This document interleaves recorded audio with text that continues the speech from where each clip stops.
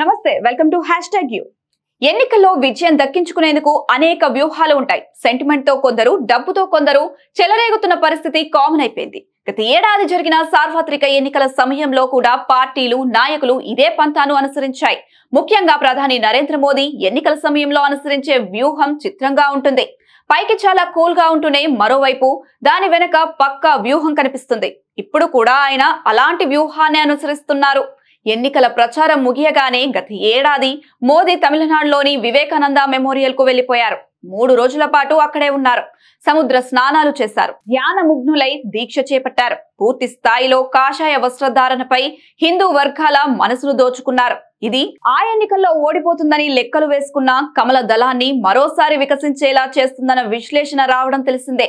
ఇది ఈ ఒక్కసారే కాదు, గతంలోనూ ఆయన ఇలానే వ్యవహరించారు. దేశంలో మెజారిటీ ఓటు బ్యాంకుగా ఉన్న హిందువులను తన వైపు తిప్పుకునే క్రమంలో మోదీ అనుసరించే కీలక వ్యూహం ఇదేనని మోదీని విమర్శించేవారు తరచుగా చెబుతుంటారు. తాజాగా ఇప్పుడు ఢిల్లీ ఎన్నికలు వచ్చాయి. ఇక్కడ ఎట్టి పరిస్థితుల్లోనూ విజయం దక్కించుకోవాలని మోదీ నిర్ణయించుకున్నారు.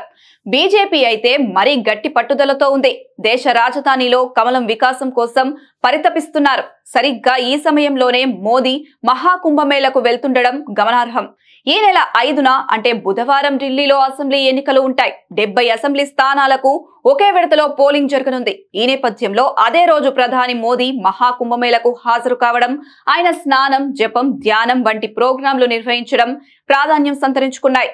ఇది ఎన్నికల కోడ్ను ఉల్లంఘించడం కాకపోగా ఎన్నికలను ప్రభావితం చేసే మంత్రంగా ఉంటుందని కమలనాథులు లెక్కలు వేసుకుంటున్నారు. ఢిల్లీలో అగ్రవర్ణాల ఓట్లే ఎక్కువగా ఉండడం, హిందుతత్వ భావం కనిపిస్తున్న నేపథ్యంలో మోదీ చేస్తున్న ఈ మేళ వ్యూహం ఫలించే అవకాశంపై చర్చ జరుగుతుంది. For more videos watch #you.